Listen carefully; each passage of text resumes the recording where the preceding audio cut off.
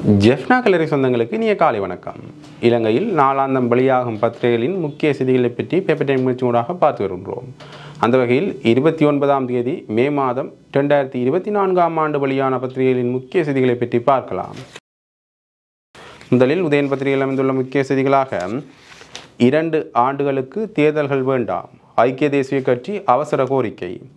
ஜனாதிபதி தேர்தல் மற்றும் பொது தேர்தல் என்பவற்றை ஈராண்டுகளுக்கு ஒத்திவைப்பதற்கு அனைத்து கட்சிகளும் ஆதரவு வழங்க வேண்டும் என்று ஐக்கிய தேசிய கட்சியின் பொதுச் செயலாளர் அவசர கோரிக்கை ஒன்றை முன்வைத்துள்ளார். ஜனாதிபதி ரணிலுக்கு மீண்டும் ஒருமுறை பதவி நீடிப்பு வழங்கப்பட வேண்டும் என்று பாலித ரங்கே பண்டார அண்மையில் கோரியிருந்தார். அவருடைய கோரிக்கைக்கு பல தரப்பினரும் கடும் எதிர்ப்பை பதிவு செய்தனர். இந்த நிலையிலேயே தற்போது ஜனாதிபதியினதும் நாடாளுமன்றத்தினதும் பதவிக்காலத்தை 2 ஆண்டுகள் நீடிக்க வேண்டும் என்று அவர் கோரியுள்ளார். அது தொடர்பில் பாலித ரங்கே பண்டார மேலும் தெரிவித்துள்ளதாவது: நாடு இன்னும் வங்குரோத்து நிலையிலிருந்து மீளவில்லை.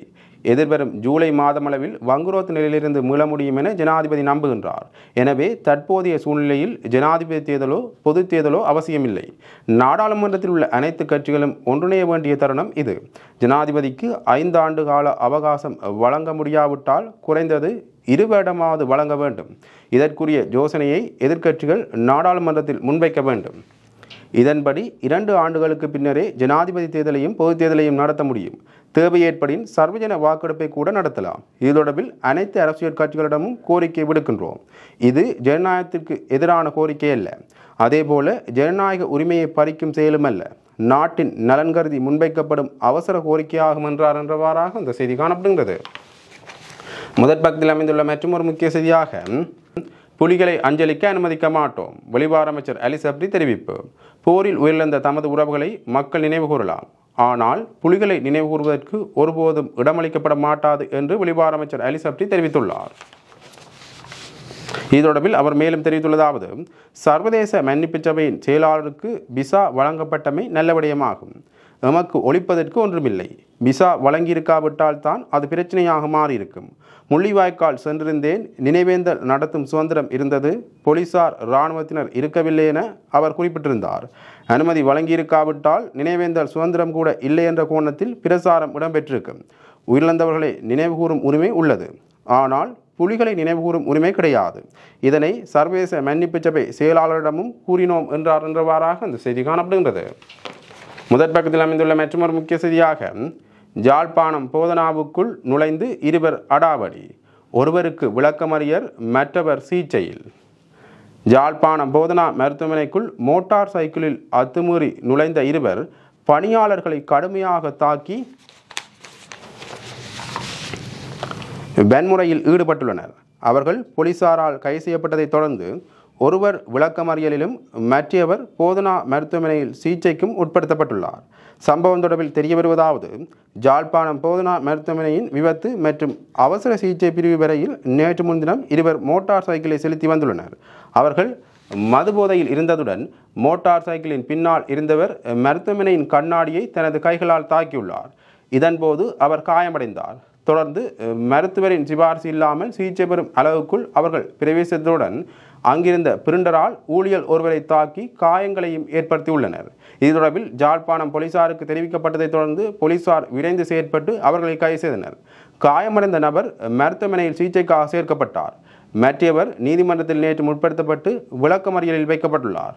இவர்களின் தாக்குதலில் காயமடைந்த மருத்துவமனை ஊழியர் சத்திர சிகிச்சை பிரிவில் சேர்க்கப்பட்டுள்ளார் என்றவாறாக அந்த செய்தி காணப்படுகின்றது. முதற் பக்கத்தில் அமைந்துள்ள மற்றொரு முக்கிய செய்தியாக, பொது வேட்பாளர் விடயத்தை திசை மாற்ற சுமந்திரன் சதி, விக்னேஸ்வரன் குற்றச்சாட்டு. நாடாளுமன்ற உறுப்பினர் சுமந்திரன் இதுவரையில் தமிழ் தேசியத்தில் பயணித்தவர் அல்லர். பொது வேட்பாளர் விடயத்தில் ஒரு திசை திருப்பலை மேற்கொள்ளவே அவர் தற்போது காய் நகர்த்தி வருகின்றார் என்று நாடாளுமன்ற உறுப்பினர் CV விக்னேஸ்வரன் தெரிவித்துள்ளார். யாழ்ப்பாணத்தில் நேற்று மாலை இடம்பெற்ற செய்தியாளர் சந்திப்பில் விக்னேஸ்வரன் மேலும் தெரிவித்துள்ளதாவது: சுமந்திரன் மேற்கொள்ள இருக்கின்ற பொது வேட்பாளர் குறித்த கலந்துரையாடலுக்கு எனக்கு எந்தவித அழைப்புகளும் விடுக்கப்படவில்லை. ஆனால் இது எம்மை திசை திருப்பும் நடவடிக்கையாகவே அமையும். எங்கள் சிவில் சமூகத்தினர் தமிழ் மக்கள் சார்பில் ஒரு பொது வேட்பாளர் நிறுத்தப்பட வேண்டும் என்ற முடிவுக்கு வந்துள்ளனர். இது தொடர்பான பேச்சுக்களும் முன்னெடுக்கப்பட்டு கொண்டிருக்கின்றன. இந்த விடயத்தில் கருத்து வேறுபாட்டுக்குரியதாக சில கருத்துக்களை வெளிப்படுத்தி திசை திருப்பும் நடவடிக்கைகள் முன்னெடுக்கப்பட உள்ளன. ஆதலால் சிவில் சமூகத்தினர் மிக அவதானமாக தமது நடவடிக்கைகளை மேற்கொள்ள வேண்டும். இது தொடர்பாக எதிர்கருத்தியலை கொண்டிருப்பவர்கள் எமக்கு எழுத்து மூலம் தரலாம். அதற்கான காரணத்தை அல்லது விளக்கத்தை வழங்குவது எமது கடமை. ஆகவே அத்துடன் இதனை நிறுத்திக் கொள்ள வேண்டும். பொது வழியில் இதனை கொண்டு செல்வது பிழையான நடவடிக்கையே. சுமந்திரன் இதுவரையில் தமிழ் தேசியத்துடன் நின்றவர் அல்லர். அவர் நான் அதற்கு பயந்தவனில்லை இதற்கு பயந்தவனில்லை என்று சொல்வதில் இருந்தே தெரியும் அவர் தமிழ் தேசியத்தில் ஈடுபாடு அற்றவர் என்பது. அதற்காக தமிழரசு கட்சியை அவர் தன்னுடைய கைப்பொம்மையாக மாற்றக்கூடாது. ஊடகங்களும் இதொடர்பில் புரிந்து நடக்க வேண்டும் என்றார் என்றவாறாக அந்த செய்தி காணப்படுகின்றது. முதற் பக்கத்தில் அமைந்துள்ள மற்றொரு முக்கிய செய்தியாக கன்னிவடி அபாயம் விடுவித்த காணிக்குள் பிரவேசிக்க தடை. யாழ்ப்பாணம் தெல்லிப்பளை ஒட்டகப்புலத்தில் விடுவிக்கப்பட்ட காணிக்குள் பொதுமக்கள் பிரவேசிப்பதற்கு தற்காலிக தடை விதிக்கப்பட்டுள்ளது. விடுவிக்கப்பட்டுள்ள பகுதியில் சுமார் 55,000 சதுர அடி காணியில் கன்னிவடிகள் காணப்படக்கூடும் என்ற அச்சம் வெளியிடப்பட்டுள்ள நிலையில் யாழ்ப்பாணம் மாவட்ட செயலகத்தால் உரிய தீர்வு காண்பதற்கான நடவடிக்கைகள் முன்னெடுக்கப்பட்டுள்ளது.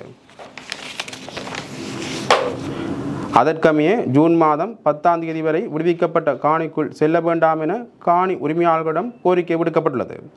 விடுவிக்கப்பட்டுள்ள காணிகளில் எதிர்வரும் 1ஆம் தேதி முதல் தொழில்நுட்ப ஆய்வுகள் மேற்கொள்ளப்பட உள்ளன. இதன்போது கன்னிவடிகள் காணப்படும் இடங்கள் அடையாளப்படுத்தப்பட்டால் அந்த பகுதிகளை தவிர்த்து ஏனைய காணிக்குள் எதிர்வரும் 10ஆம் தேதிக்கு பின்னர் பொதுமக்கள் தங்களின் மீள்குடியேற்ற செயற்பாடுகளை மேற்கொள்ள முடியும் என்று தெரிவிக்கப்பட்டுள்ளது. இதேவேளை கன்னிவடிகள் காணப்படும் பட்சத்தில் அவற்றை உரிய நடைமுறைகளை பின்பற்றி செயலிழக்க செய்யப்பட்டு அகற்றும் செயற்பாடுகள் முன்னெடுக்கப்பட உள்ளன. அதன் பின்னர் குறித்த பகுதிகள் கன்னிவடி அற்ற பிரதேசமாக அறிவித்தல் விடுக்கப்பட்டதும் பொதுமக்கள் எவ்வித இடையூறுமின்றி தங்களின் காணிகளுக்குள் செல்ல முடியும் என்று குறிப்பிடப்பட்டுள்ளது என்றவாறாக அந்த செய்தி தொடர்ந்து செல்கின்றது. முதற் பக்கத்தில் அமைந்துள்ள மற்றொரு முக்கிய செய்தியாக மாணவிகளுக்கு துன்புறுத்தல். அருட்சகோதரி நேற்று கைது. தீவகத்தில் உள்ள பெண்கள் பாடசாலை ஒன்றின் மாணவிகள் தங்கும் விடுதிக்கு பொறுப்பான அருட்சகோதரியின் கொடுமைகளை தாங்க முடியாமல் 11 மாணவிகள் போலீஸ் நிலையத்தில் முறையிட்டதை அடுத்து குறித்த அருட்சகோதரி கைது செய்யப்பட்டுள்ளார். யாழ்ப்பாணம் தீவகம் கல்வி நிலையத்துக்குட்பட்ட உருவாத்துறை பகுதியில் அமைந்துள்ள பெண்கள் பாடசாலை ஒன்றில் கல்வி கேட்கும் மாணவிகள் தங்கும் விடுதிக்கு பொறுப்பான கிறிஸ்தவ அருட்சகோதரி ஒருவரின் கொடுமைகளை தாங்க முடியாமல் அங்கு தங்கியிருந்த 10 வயதிற்கும் 17 வயதிற்கும் இடைப்பட்ட 11 பாடசாலை மாணவிகளை நேற்று செவ்வாய்க்கிழமை உருவாத்துறை போலீஸ் நிலையத்துக்கு சென்று குறித்த அருட்சகோதரிக்கு எதிராக முறைப்பாடு அளித்துள்ளனர். அகப்பை காம்பு மற்றும் தடியால் தாக்குவது, தலைமுடியை பிடித்து சுவருடன் தாக்குவதென விடுதிக்கு பொறுப்பான அருட்சகோதரி கடந்த 3 வருடங்களாக தம்மை சித்திரவதை செய்வதாக மாணவிகள் கண்ணீருடன் முறையிட்டுள்ளனர். புதுவகையான ஆங்கில உச்சரிப்பை பேசச் சொல்வது, ஆங்கிலத்தை முறையாக பேசாதது, பிரார்த்தனையை முறையாக மனனம் செய்யாது உள்ளிட்ட காரணங்களுக்காகவே அருட்சகோதரி தாக்குதல் நடத்தியதாகவும் பாடசாலை மாணவிகளுடன் பயன்படுத்தத்தகாத வார்த்தைகளால் திட்டியதாகவும் மாணவிகள் தங்களின் முறைப்பாட்டில் தெரிவித்துள்ளனர்.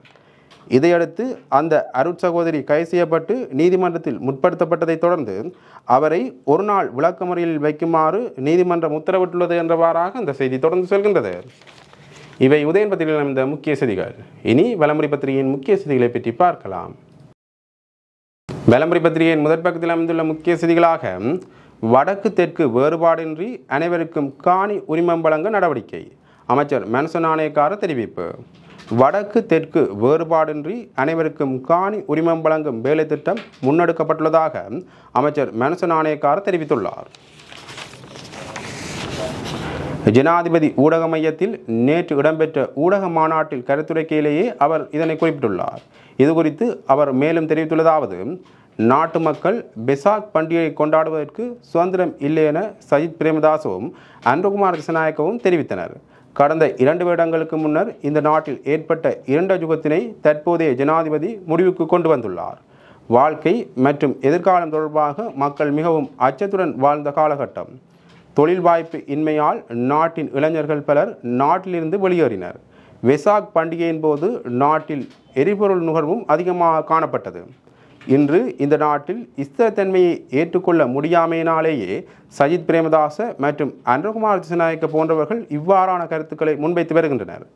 நாட்டை பொறுப்பேற்குமாறு கூறியபோது பின்வாங்கியவர்கள் இன்று நாட்டின் சுதந்திரம் தொடர்பாக பேசுவது வேடிக்கையாக உள்ளது என்று அவர் குறிப்பிட்டுள்ளார் என்றவாறாக அந்த செய்தி தொடர்ந்து செல்கின்றது. முதற் பக்கத்தில் அமைந்துள்ள மற்றொரு முக்கிய செய்தியாக ISIS உடன் தொடர்பு சகோதரர்கள் இருவர் கைது. ISIS பயங்கரவாத அமைப்புடன் தொடர்பு வைத்திருந்தனர் என்ற குற்றச்சாட்டில் ஒரே குடும்பத்தைச் சேர்ந்த சகோதரர்கள் இருவர் கைது செய்யப்பட்டுள்ளனர்.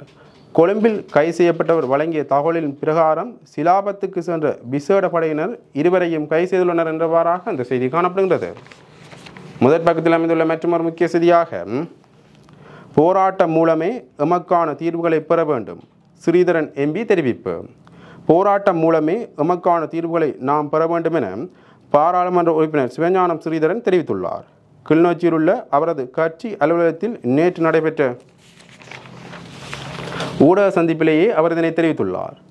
தமிழர்களுக்கு என ஒரு தனித்துவமான இனம், அவர்களுக்கே உரித்தான மொழி, வணக்க பண்பாட்டு முறைகள் உள்ளன. ஆனால் இலங்கை அரசு இங்குள்ள படைகள் மூலம் சிங்கள அடையாளங்களையும் சிங்கள பண்பாட்டு முறைகளையும் தமிழர் பிரதேசத்திற்குள் திணிக்க முயல்வதாக அவர் குற்றம் சாட்டியுள்ளார். எமது இனத்திற்கு இதுவும் ஒரு சாபக்கேடு என தெரிவித்த ஸ்ரீதரன், நாம் போராடுகின்ற இனமாக இருந்தால் சில விடயங்களை எதிர்க்க வேண்டும் எனவும் குறிப்பிட்டுள்ளார். நாங்களும் சில விடயங்களை போராட்டம் மூலம் மற்றும் ஏனைய செயற்பாடுகள் மூலமே முன்னெடுக்க வேண்டும் என அவர் மேலும் வலியுறுத்தியுள்ளார் என்றவாறாக அந்த செய்தி காணப்படுகிறது. முதற் பக்கத்தில் அமைந்துள்ள மற்றொரு முக்கிய செய்தியாக இந்திய உயர்ஸ்தானிகர் மஹிந்தவுடன் கலந்துரையாடல். இந்திய உயர்ஸ்தானிகர் சந்தோஷ் ஜா முன்னாள் ஜனாதிபதி மஹிந்த ராஜபக்சவை சந்தித்து கலந்துரையாடியுள்ளார். இந்த சந்திப்பானது விஜயராம மாவட்டத்தில் உள்ள மஹிந்த ராஜபக்சவின் உத்தியோகபூர்வ இல்லத்தில் இடம்பெற்றுள்ளது. சந்திப்புக்கான காரணம் தெரிவிக்கப்படவில்லை, பேசப்பட்ட விடயங்கள் குறித்தும் அறிவிக்கப்படவில்லை என்றவாறாக அந்த செய்தி காணப்படுகின்றது. இரண்டாம் பக்கத்தில் அமைந்துள்ள முக்கிய செய்தியாக ஜனாதிபதி தேர்தலில் தமிழ் பொது வேட்பாளர் ஜாழ் வணிகர் கழகம் பூரண ஆதரவு. தமிழ் பொது வேட்பாளர் தொடர்பாக முன்னெடுக்கப்பட்டு வரும் தொடர்ச்சியான மக்கள் சமூக அமைப்புகளுடனான உரையாடலின் ஒரு கட்டமாக நேற்று முன்தினம் மாலை ஜாழ் வணிகர் கழகத்துடனான சந்திப்பொன்று நடைபெற்றது. பொது வேட்பாளர் விடயத்தில் தொடர்ச்சியான செயற்பாட்டில் இருக்கும் சமூக அமைப்புகளின் கூட்டிணைவு சார்பாக கலந்து கொண்ட பேராசிரியர் கணேசலிங்கம், சட்டத்தரணி ஜோதிலிங்கம் உள்ளிட்ட பிரதிநிதிகளும் ஜாழ் வணிகர் கழகத்தின் தலைவர், செயலாளர் உட்பட முக்கிய உறுப்பினர்களுமான கலந்துரையாடல் ஜாழ் வணிகர் கழக கேட்போர் கூடத்தில் நடைபெற்றது. எதிர்வரும் ஜனாதிபதி தேர்தலில் தமிழ் பொது வேட்பாளரை நிறுத்துவதற்கான நோக்கம், அதன் முக்கியத்துவம் தொடர்பாக விரிவாக பேசப்பட்டிருக்கின்றது. சந்திப்பின் ஆரம்பத்திலேயே பொது வேட்பாளரின் அவசியத்தை முன்னிறுத்தி அது விரைவாகவும் வீரியமாகவும் முன்னெடுக்கப்பட வேண்டும் என்கிற நிலைப்பாட்டை வர்த்தக சங்கத்தினர் முன்வைத்தனர். இது பொது வேட்பாளர் தொடர்பான விழிப்புணர்வு மக்கள் மத்தியிலும் சமூக நிறுவனங்கள் மத்தியிலும் தன்னியல்பாக தோன்றியுள்ளமையின் வெளிப்பாடு என சந்திப்பில் கலந்து கொண்டவர்கள் கருத்து தெரிவித்துள்ளனர் என்றவாறாக அந்த செய்தி தொடர்ந்து செல்கின்றது. இவை விளம்பர பத்திரிகையில் இருந்த முக்கிய செய்திகள். இனி தினக்குரல் பத்திரிகையின் முக்கிய செய்திகளை பற்றி பார்க்கலாம். தினக்குரல் பத்திரிகையின் முதற் பக்கத்தில் அமைந்துள்ள முக்கிய செய்திகளாக விடுதலை புலிகளின் காலம் பெண் பாதுகாப்பின் பொற்காலம், சீர்கேடுகளை தடுக்க அவர்களின் நிர்வாகத்திறனே தேவை என்கிறார் விக்கி. தமிழீழ விடுதலை புலிகளின் காலத்தில் நள்ளிரவிலும் பெண்கள் பாதுகாப்புடன் நடமாடும் சூழல் இருந்தது. ஆனால் இன்று எமது தமிழ் சமுதாயம் எதிர்கொள்ளும் சீர்கேட்டினை தடுக்க ஓர் இரும்பு கரம் தேவை. எப்பொழுது அது வருமோ தெரியவில்லை என்று நாடாளுமன்ற உறுப்பினர் CV விக்னேஸ்வரன் தெரிவித்தார். ஜாழ் கோவில் வீதியில் அமைந்துள்ள அவருடைய இல்லத்தில் நேற்று நடைபெற்ற ஊடகவியலாளர் சந்திப்பிலேயே ஜாழ்ப்பாணத்தில் அண்மை காலமாக நடைபெற்று வரும் பாடசாலை மாணவிகள் மீதான பாலியல் சீண்டல்கள் மற்றும் சித்திரவதைகள் தொடர்பில் எழுப்பப்பட்ட கேள்விக்கு பதிலளிக்கும் போதே அவர் மேற்கண்டவாறு தெரிவித்துள்ளார். இவ்விடயம் தொடர்பில் அவர் மேலும் தெரிவிக்கையில், எந்த ஒரு திணைக்களத்துக்குள்ளும் உள்நுழைந்து ஏதாவது ஒரு வேலையை முன்னெடுக்க வேண்டுமானால் அவர்களுக்கு கையில் வைக்க வேண்டும். திணைக்கள அதிகார உச்சத்தில் இருப்பவர்களுக்கு கூட கையில் பணத்தினை வைக்க வேண்டியுள்ளது. நான் முதலமைச்சராக இருந்தால் இன்று வடக்கில் நிகழும் பாடசாலை மாணவர்களுக்கு எதிரான முறைப்பாடுகளுக்கு என்னாலான நடவடிக்கைகளை எடுத்திருக்க முடியும். சமுதாய சீர்கேடு வருவதற்கு காரணம் எம்மிடம் பலமில்லை, அதிகாரமில்லை என்பதே ஆகும்.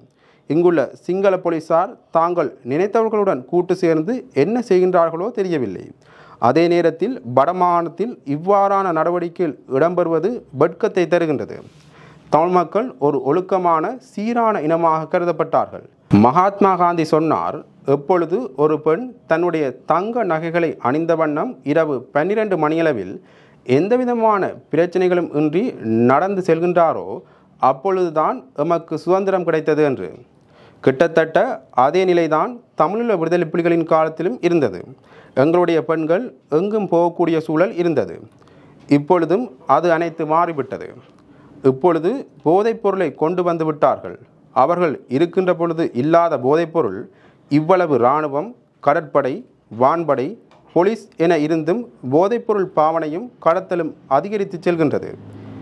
எத்தனையோ இடங்கள் போதைப்பொருள் இருப்பிலுள்ள இடங்களாக உள்ளன. குழந்தைகள் அதற்கு அடிமையாகிவிட்டார்கள். ஆகவே எமது சமூகம் சீர்கட்டுவிட்டது. அதனை மாற்றியமைக்க ஒரு இரும்பு கரம் தேவை. அது எப்பொழுது வருமோ எனக்கு தெரியாது என்றார் என்றவாறாக அந்த செய்தி காணப்படுகின்றது. முதற் பக்கத்தில் அமைந்துள்ள மற்றொரு முக்கிய செய்தியாக, மீண்டும் ஒரு முறை போராட்டம் வெடிக்கும், சுமந்திரன் கடும் எச்சரிக்கை. ஜனாதிபதி தேர்தல் மற்றும் பொதுத் தேர்தலை நடத்தாது அவற்றை ஒத்திவைக்கும் திட்டத்தை அனுமதிக்க முடியாது என்றும், அவ்வாறு ஒத்திவைத்தால் அது மீண்டும் ஒரு போராட்டத்திற்கு வழி சமைக்கும் என்றும் தமிழ் தேசிய கூட்டமைப்பின் பாராளுமன்ற உறுப்பினர் M.A. சுமந்திரன் தெரிவித்துள்ளார். ஜனாதிபதி தேர்தல் மற்றும் பொதுத் தேர்தலை 2 வருடங்களுக்கு ஒத்திவைக்கும் யோசனையை முன்வைக்கவுள்ளதாக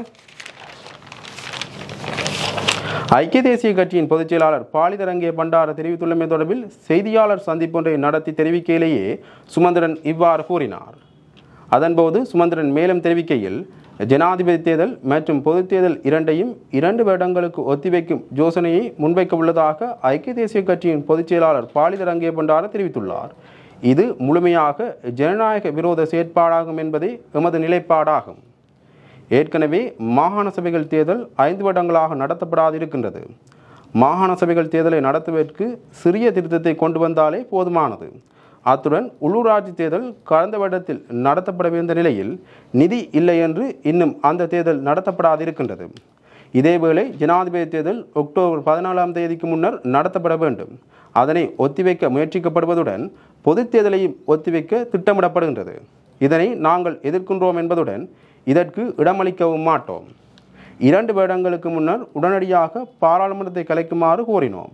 மக்களான இல்லாது போயுள்ளதாக கூறினோம். ஜனாதிபதியும் பிரதமரும் பதவி விலகினர். அப்போது தேர்தல் நடத்தப்படவில்லை. மக்களான இல்லாத ரணில் விக்ரமசிங்கவை நியமித்தனர். அவரின் பதவி காலத்தை நீடிக்கவே முயற்சிக்கின்றனர். இது மீண்டும் ஒரு போராட்டத்திற்கு கொண்டு செல்லும். ஜனநாயகத்தை இல்லாது செய்ய மக்கள் இடமளிக்க மாட்டார்கள் என்பதை கூறுகின்றோம் என்று அவர் குறிப்பிட்டுள்ளார் என்றவாறாக அந்த செய்தி காணப்படுகின்றது. முதற் பக்கத்தில் அமைந்துள்ள மற்றொரு முக்கிய செய்தியாக, பசில் நாமலுக்கு எதிராக தேங்காய்கள் உடைப்பு, மொட்டு தலைமையகம் முன்பாக பெரும் பதற்றம். பத்திரமுல்லையில் உள்ள ஸ்ரீலங்கா பொதுஜன பிரமுனவின் தலைமை அலுவலகத்துக்கு அருகில் சிவில் அமைப்பொன்றால் முன்னெடுக்கப்பட்ட எதிர்ப்பு போராட்டத்தால் அந்த பகுதியில் நேற்று செவ்வாய்க்கிழமை பதற்ற நிலைமை ஏற்பட்டது. இந்த போராட்டத்தின் போது அந்த பகுதிக்கு ஸ்ரீலங்கா பொதுஜன பிரமுனவின் ஆதரவாளர்கள் குழுவொன்று வந்தமையினாலேயே அங்கு பதற்ற நிலைமை உருவானது. இதன்போது அங்கு போலீசாரும் கலகமடக்கும் பிரிவினரும் இரு தரப்பினரையும் மோதவிடாது நிலைமையை கட்டுப்பாட்டுக்குள் கொண்டு வந்துள்ளனர் என்றவாறாக அந்த செய்தி தொடர்ந்து செல்கின்றது. முதற் பக்கத்தில் அமைந்துள்ள மற்றொரு முக்கிய செய்தியாக, மொட்டு மற்றும் சுதந்திர கட்சியிலிருந்து சஜித் தரப்புடன் பலர் இணைவு. எதிர்க்கட்சித் தலைவர் சஜித் பிரேமதாசவின் நாட்டை கட்டியெழுப்பும் வேலை திட்டத்திற்கு தமது ஆதரவை நல்கும் நோக்கில் ஸ்ரீலங்கா பொதுஜன பிரமுன மற்றும் ஸ்ரீலங்கா சுதந்திர கட்சியின் மேலும் பல மாகாண சபை உள்ளூராட்சி மன்ற உறுப்பினர்கள் ஐக்கிய மக்கள் சக்தியில் இணைந்து கொண்டனர். புலனறுவை மாவட்டத்தைச் சேர்ந்த முன்னாள் பாராளுமன்ற உறுப்பினரும் முன்னாள் பிரதி அமைச்சருமான தந்தசேன ஹேரத் ஸ்ரீலங்கா பொதுஜன பிரமுன கட்சியை பிரதிநிதித்துவப்படுத்தி திருகோணமலை மாவட்டத்தைச் சேர்ந்த கிழக்கு மாகாண சபையின் முன்னாள் அமைச்சர் திருமதி ஆரியவதனி கலப்பதி ஸ்ரீலங்கா பொதுஜன பிரமுன கட்சியை பிரதிநிதித்துவப்படுத்தி கம்பகா மாவட்டத்திலிருந்து மேல் மாகாண சபைக்கு தெரிவு செய்யப்பட்ட திலீப் குமார ராஜபக்ச மற்றும் ஸ்ரீலங்கா பொதுஜன பிரமுன கட்சியை பிரதிநிதித்துவப்படுத்தி களுத்துறை மாவட்டத்திலிருந்து மேல் மாகாண சபைக்கு தெரிவு செய்யப்பட்ட அனில்குமார விஜயசிங்க ஆகியோர் எதிர்க்கட்சித் தலைவர் சஜித் பிரேமதாசவை சந்தித்து ஐக்கிய மக்கள் சக்தியில் இணைந்து கொண்டனர் என்றவாறாக அந்த செய்தி தொடர்ந்து செல்கின்றது. இவை தினக்குள் பத்திரிகையில் இந்த முக்கிய செய்திகள். இன்று வெளியான பத்திரிகைகளின் முக்கிய செய்திகளை பற்றி பார்த்தோம். தொடர்ந்தும் பத்திரிகை செய்திகளை அறிந்து கொள்ள பேப்பர் டைம் நிகழ்ச்சியோடு இணைந்திருங்கள். நன்றி, வணக்கம்.